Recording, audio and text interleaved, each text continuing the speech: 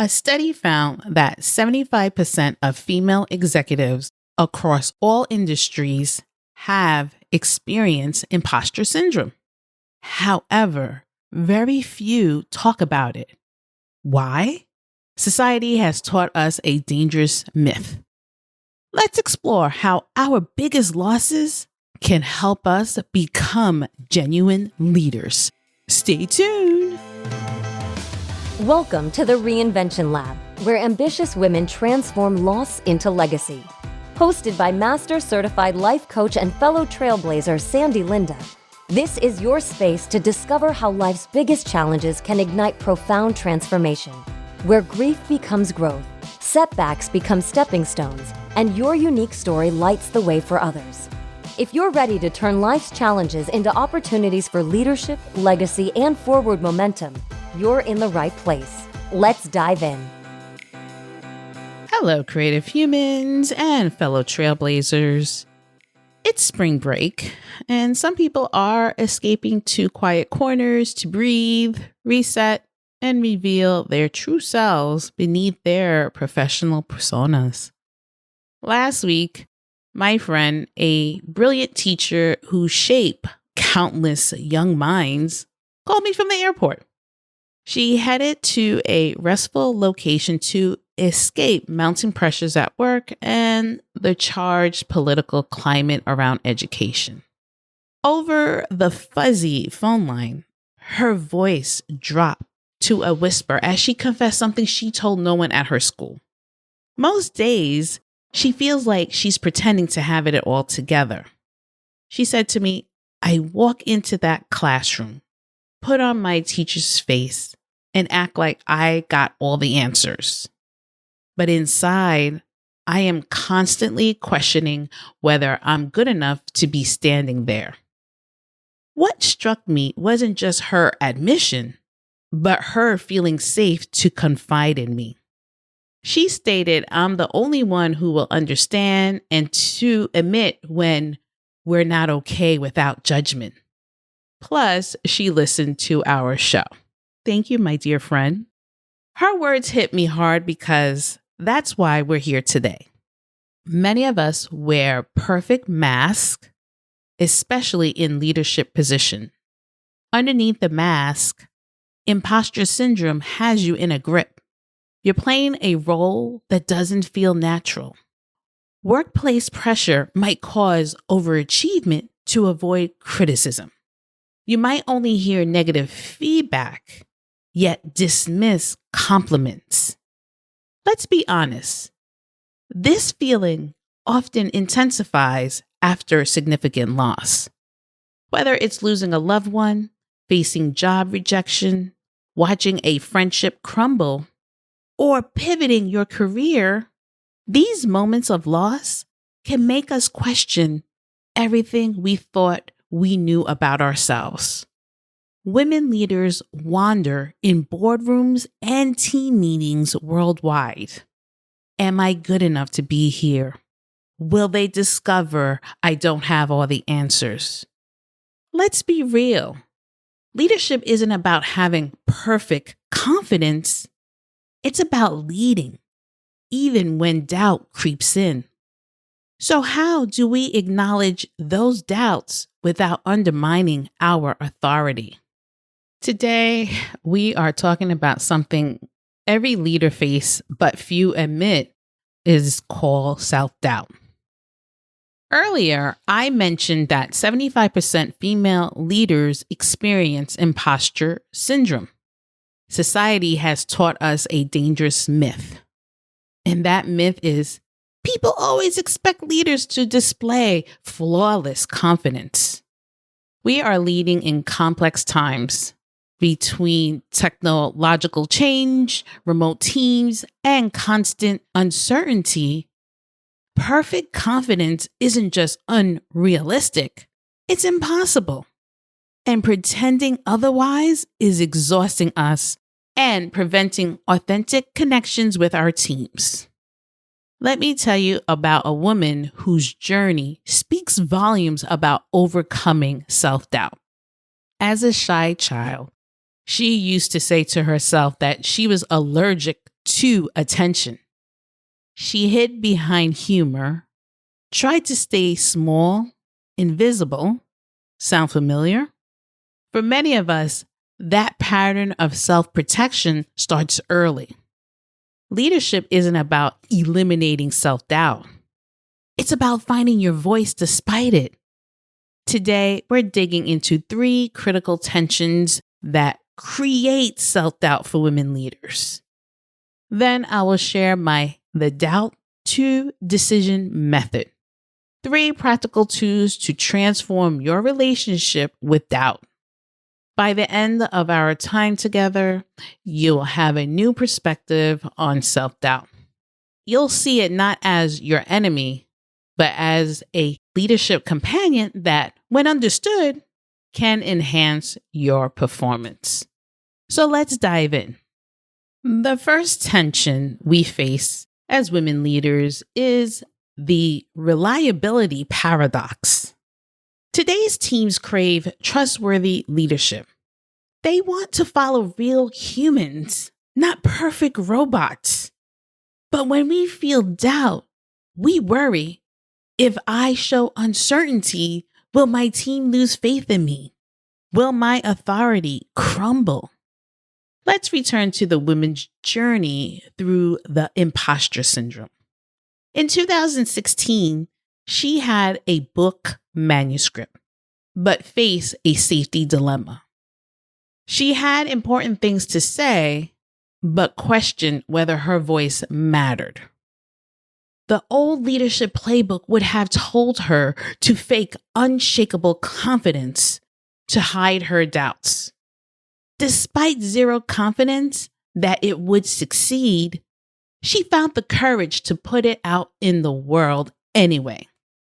That book became an instant New York Times bestseller, and I will leave you the name of the book and the author on the show notes. She dealt with her self-doubt privately and boldly continued. Her powerful quote that resonates with me is, "Confidence isn't walking into a room thinking you're better than everyone. It's walking in not having to compare yourself to anyone at all." Loss can transform us as leaders. When we survive our worst fears, losing a job, ending a relationship, major failure, we discover a core strength we never knew we had. The question shifts from, "What will people think of me?" to, "What do I believe is right?" This captures how to resolve the reliability paradox. True leadership confidence isn't about projecting perfection. It's about being secure in your unique voice and perspective with no need for external validation. The second tension we face is the feedback blind spot. Imagine playing darts in a dark room.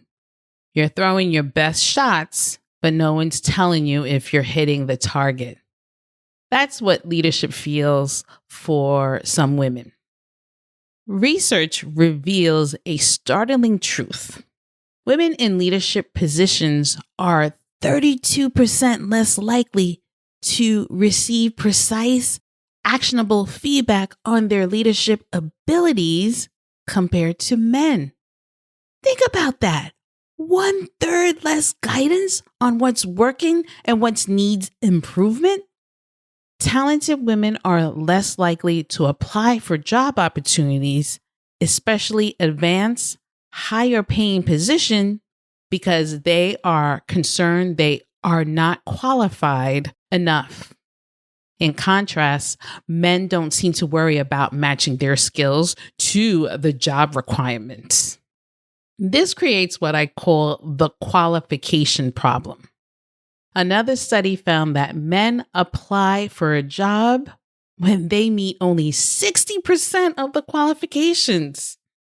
But women apply when they check 100% of those boxes. What holds a talented woman back? A misunderstanding of the hiring process. We believe the job description is a perfect checklist rather than a wish list. We think we are being practical, but we're actually holding ourselves back. After facing rejection, whether in relationships or careers, this tendency often intensifies. We become even more cautious, more determined to be perfect before we try again. In this information vacuum, lacking clear feedback and consistent rules, our doubts grow. Without distinct input, we begin questioning everything. Did that meeting go well? Was my decision respected? Am I being too assertive or not assertive enough? We judge every interaction based on unspoken, unclear expectations. This creates a vicious cycle. We doubt ourselves, which makes us hesitate, reinforce the doubt, and hesitate more. Meanwhile, our colleagues with more feedback confidence move forward. The next tension is the responsibility weight. Leadership isn't about just making decisions, it's about carrying their consequences. When our choices affect other people's careers, well-being, and livelihoods, doubt isn't just normal, it's healthy. I felt this weight myself when I was considering leaving corporate America to start and branch out on my own and doing this podcast. For years, I stayed in my lane, collecting steady paychecks while keeping my deepest insights locked away. I had stories to share, lessons learned from my own reinventions. But a voice in my head kept asking, who are you to start a podcast? Will anyone even listen? I didn't realize my hesitation wasn't just about me. A mentor finally looked me in the eyes and said something I'll never forget. If you are hiding work that could inspire other people's lives, you're doing a disservice to yourself and everyone who might benefit from your story. That hit me like a thunderbolt. My doubt wasn't just affecting my career path, it was potentially holding back other women who needed to hear what I had overcome. The weight of that responsibility made my doubt worse. What if I said the wrong things? What if my advice led someone astray? But then I realized something. The responsibility weight should make us thoughtful, not frozen. I needed to acknowledge the doubt, examine it, and take action anyway. Each episode of this podcast carries that weight, knowing that my words might influence your decisions, your courage, and your next steps. Now, before I continue in providing you actionable steps, if you are enjoying this episode or any other episodes, please leave a rating or comment on your podcast app. Your feedback helps other women, creatives, and leaders find these insights. And I love hearing how these ideas resonate with you. Every 5-star rating brings this message to someone who needs it. Now, back to some actionable advice that I hope that you will take on. The problem isn't having doubts. It's when those doubts paralyze us from taking actions. And I've been saying that a lot. And this is where I want to share something practical with you today. I call it the doubt to decision method. I have developed it from my journey and from working with other fabulous women leaders who have learned to transform doubt from a problem into a stepping stone. First is the doubt reframe. When self-doubt hits, ask yourself, is this doubt protecting me from a real risk, or is it just fear talking? Not all doubts holds the same weight. Try this exercise. Write your individual doubt. Then Write this doubt is helpful if, and this doubtful is unhelpful if. This reframe helps you see whether your doubt is a useful warning or just an emotional reaction. Let me give an example. For those who experience profound loss, say your doubt is, I can't survive another failure. That doubt is helpful if you acknowledge your need for healing and preparation.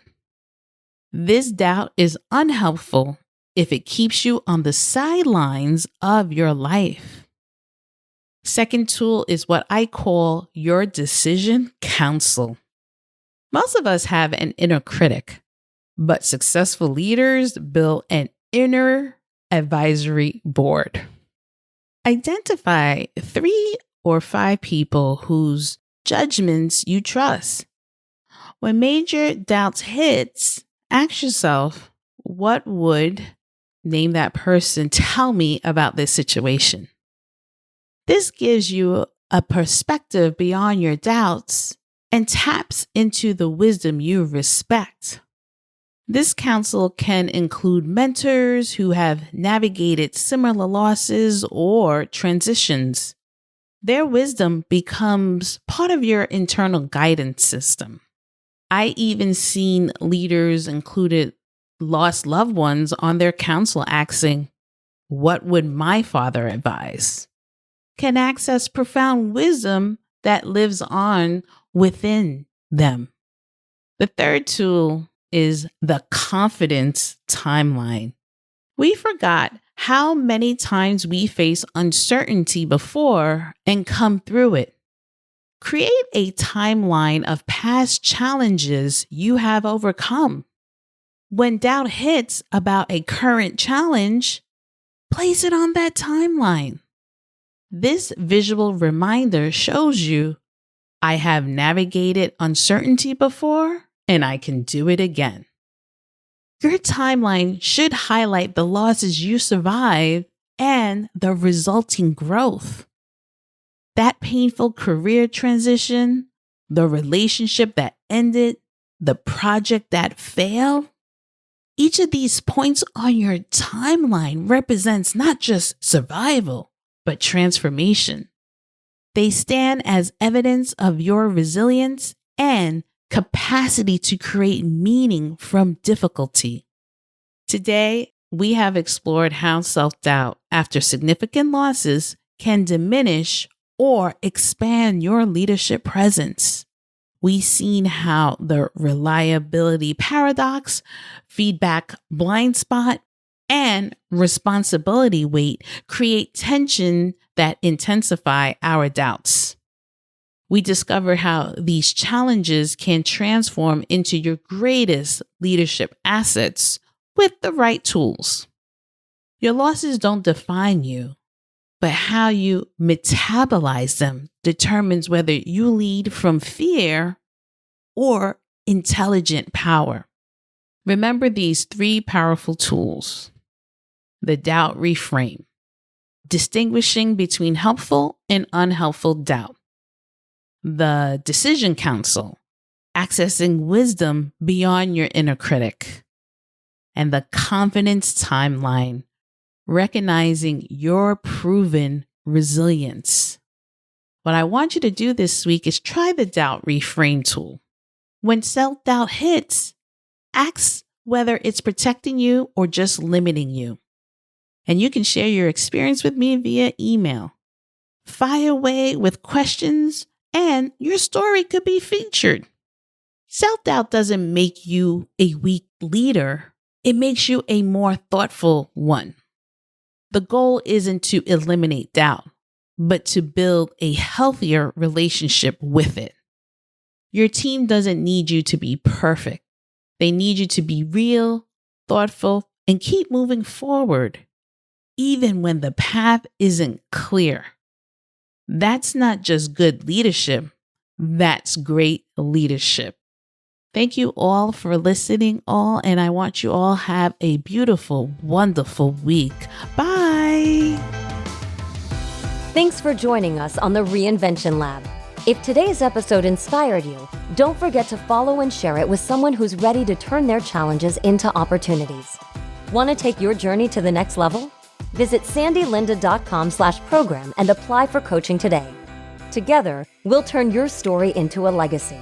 Until next time, keep moving forward with purpose, passion, and power.